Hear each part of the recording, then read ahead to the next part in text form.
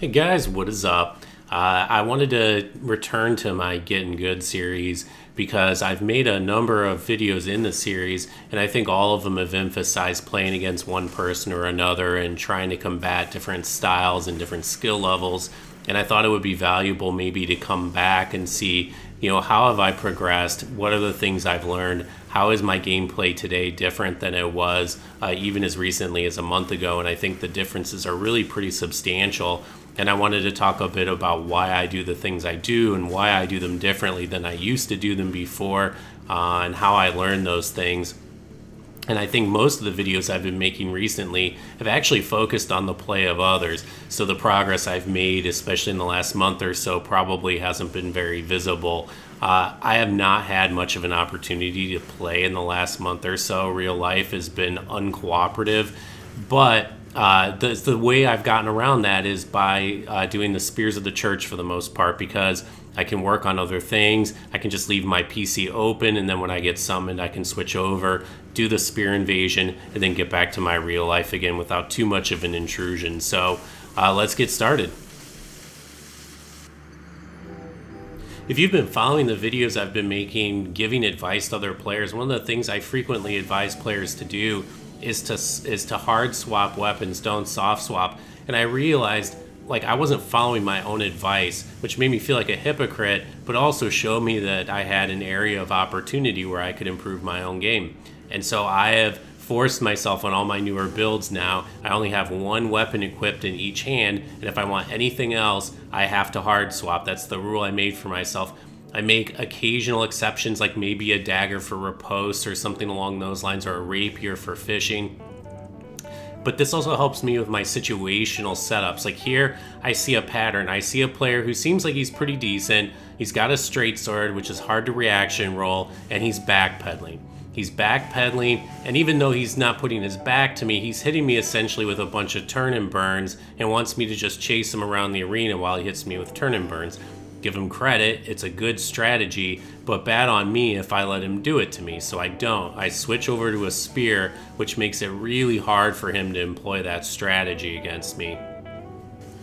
It also helps to chase him down when he's low on Estus, and I can punish his Estus heals. You can see I'm trying to adjust my spacing carefully so that when he goes for his turn and burns, like right there, I can just space him out. And when you do that to players, when you space out their attacks rather than rolling for their attacks, I can tell you from experience that it makes them really uncomfortable. It makes them feel like they don't understand what they're doing. And there, more things that I've changed, more discipline. He's hitting me, but I'm not rolling. I'm only rolling in the event that I actually have to roll to avoid an attack. And when he hits me with two R1s, I don't panic roll. I wait and identify the attack. Is it an R1? Is it an R2? And then I evade appropriately.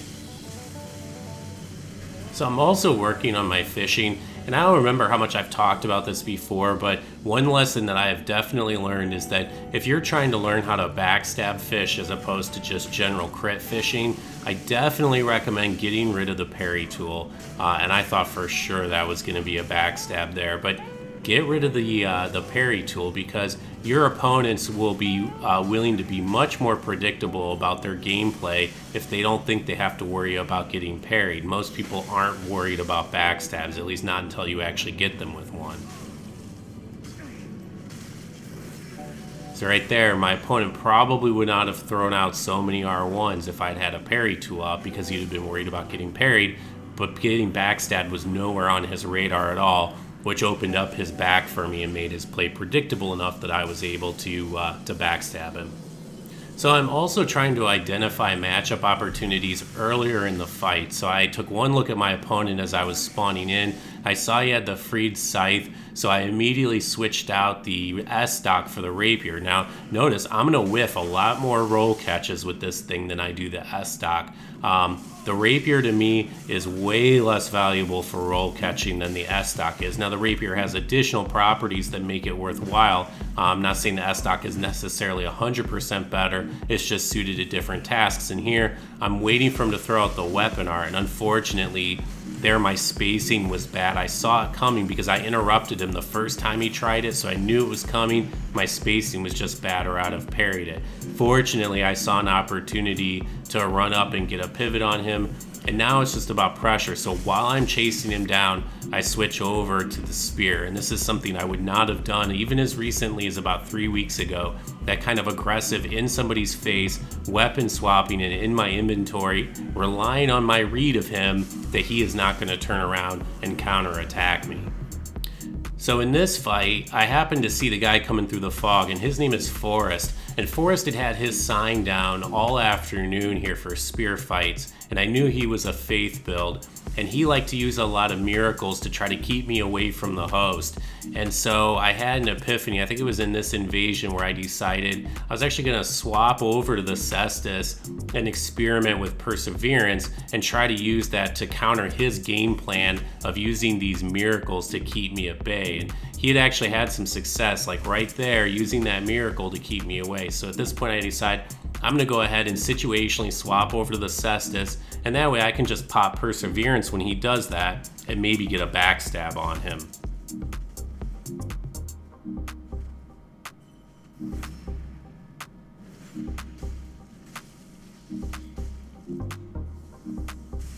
Tries to bait me to trade with him there, but fortunately I was wary. And see, there's the Perseverance, and I would have pulled that backstab off too, except he blundered into the spears, which actually ended up hurting him. There I pop Perseverance just so I can chase him down without fear of being interrupted. Now your spear poise will help out with that a lot, but it's not infinite, and especially with only 2 opponents, I think the Perseverance was really helpful, and I think this may be something I integrate into my build more completely, and I gotta give the host credit there. That was a pretty nice backstab that I did not see coming at all.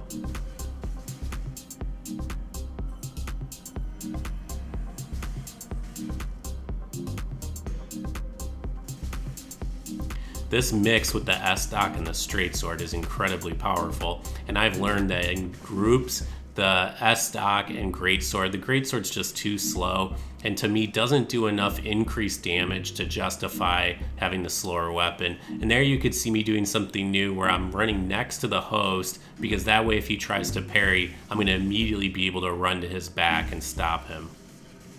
And here I'm just kind of abusing my spear poise to trade with him. He can essentially roll or he can swing, and either way I've got him covered. I think of all the videos that I'm showing today, this is probably the one that I'm most proud of, and I think really reflects all the gains I've made in skill. I've started doing something that I call sort of like predictive spacing, and the idea is, one thing I noticed from playing really great players is how infrequently they have to roll. And they are spacing out your attacks with such amazing consistency that they're able to always whiff punish you. And because if you don't have to roll, then you can whiff punish. If you have to roll, then in some sense you can think of that as having made a mistake of sorts where you didn't predict accurately and you had to roll to correct your misprediction. And you can see here that as I space this guy out, I'm just barely spacing him out, which leaves me then free to attack. And of course, I made a read there that he would roll, he did not, and so we ended up trading. But I file that information away now, and I know that he is likely to attack out of stun, and I'm actually going to be able to use that information here coming up in just a moment.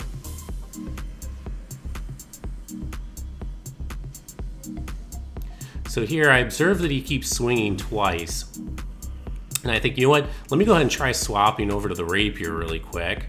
He probably won't notice, and maybe I can get a parry off. I go for the backstab, but unfortunately the backswing from the claymore is just a little too far. And after going for one parry, I think, well, he's alert to it now. I'm not even gonna bother trying again. It's too risky. Go back to the S-Stock. And sure enough, there only swings once. So here we trade. I know he's very likely to attack out of stun, so I make the decision to go ahead and go for a roll backstab, since I can roll even before he really begins his attack. Obviously it pays off. I've got the Undead Hunter Charm timing down on lockdown. I would say after backstabs, I land these probably about 95% of the time, and when I do miss them, it's almost always because of high latency. So this next clip, this is obviously a lore build of some type. Chris, I think that's a Londor reference. He has more skill than your average bear. This guy has some idea of what he's doing. He's got the Lothric Knight Shield, which kind of sucks for me because it blocks all my lightning attacks. I used to carry around a Chaos-infused straight sword to deal with this kind of shield, but I've since got away from using it. It doesn't do much damage, and it was just cluttering up my inventory, so I had gotten rid of it. So you can see here, I'm really using the sort of predictive spacing model that I talked about earlier. I overestimated his willingness to roll there, and he very wisely saw what I was doing. I was trying to pressure him, and so he's swinging at me, and there's some more bad spacing, but fortunately, I was able to wait till the third swing and evaluate when to roll. And that was a really nice running attack that totally caught me by surprise, as it was intended to do. Here I see he's eyeing the Guardian who's getting ready to heal. I'm worried about a backstab, so I immediately switched to one-handed mode so I can poke him as quickly as possible and keep him from frustrating the Guardian. It was at this point too, I think, where I noticed his straight sword is doing dark damage. So this is obviously a guy that knows something of PvP and knows what he's doing. You know, somebody's got a shield like this and a straight sword, it can be really hard to try to pressure them.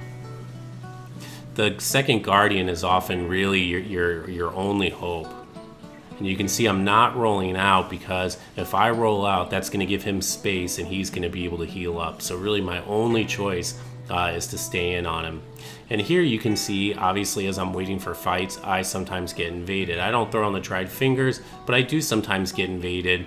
And this guy's got an S-stock, I believe, or maybe the rapier, and he's got a shield, a parry shield, so I'm trying to be wary of this guy, kind of trying to feel him out, see how willing he is to parry, and obviously he's kind of generating information about me as well. Now he's got the curved sword. I briefly looked to see if I had my scimitar, which unfortunately I don't. And that weapon art, you can actually backstab pretty easily if they don't hit confirm the first R1, or the first L2 rather. I just happened to roll a little too far to be able to do that. Smart of him to just keep swinging there. It's been a pretty balanced fight at this point, and now I see him chucking bombs, and I think to myself, man, are you really trying to get me to fall for a Barker bomb bait? Yep, he sure is. At first I thought maybe he was doing like some meta bait where I was supposed to think that it was a bait, but in fact he was actually just going to start swinging when I came in. But nope, you got to read your opponents better. And here's another time that I got invaded. And this just shows you how quickly this build can shut somebody down, and the importance of not rolling into people. Okay, so this is the very last invasion I want to share with you guys. This is a very challenging build to fight against. This is a mage. He's using the homing soul mass strategy, and you can see his spells are doing just a shit ton of damage when they hit me. And given my general rule that I don't like to heal against solo hosts, this is going to be very, very challenging for me to try to pull out a victory.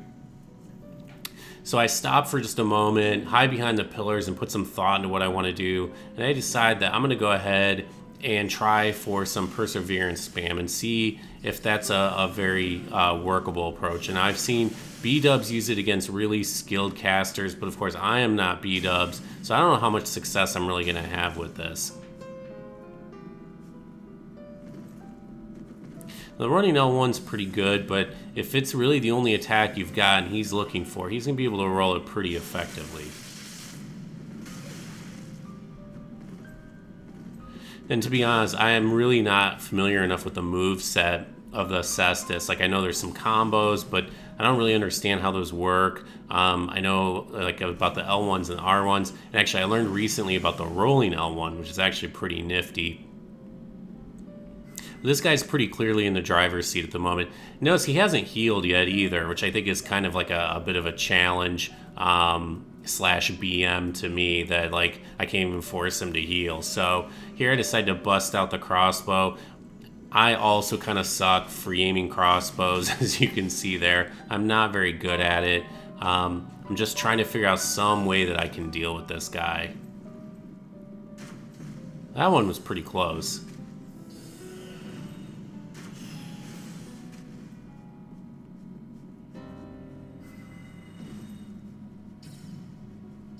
I go with this approach for a little while, and he catches me with some homing soul masses, which obviously brings in the Guardian. And I think here he finally heals up when he realizes he's about to get 2v1'd. So I know here, based on how the fight's gone so far, I pretty much have to shut this guy down here with the Guardian, or I'm not going to have a chance. You see he's doing a good job of just reaction rolling the spear, so I start using the block feints. And I think it was Valhalloran, I hope I'm pronouncing his name correctly. I used to call it L1 waggling, which in retrospect was just an awful name for it. He suggested I call it block feinting, and I think he's totally right. That's why I've started calling it. And I'm trying to pressure him here, make sure he can't heal up. Finally catch him, he gets confused between me and the Guardian, and I end up pulling out the victory. Thanks for watching, guys. I hope you enjoyed this. Bye now.